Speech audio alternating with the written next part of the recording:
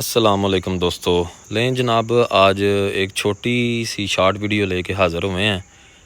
नया एडिशन हुआ था डेरे पे, मैंने कहा आप लोगों को शौक भी करवाते हैं और इसके बारे में आप लोगों को इन्फॉर्मेशन भी देते हैं ताकि जो शौकीन हज़रात हैं उनका फ़ायदा हो जाए। तो लें जी, ये हम लोग एक भेड़ लेके आए हैं।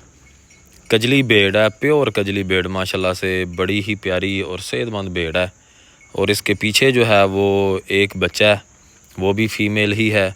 अब कजला जानवर अगर कोई लेना चाहे, जो शौकीन हज़रात हैं उनके लिए ये वीडियो है कि कजला प्योर जानवर कैसे आपको पता चले।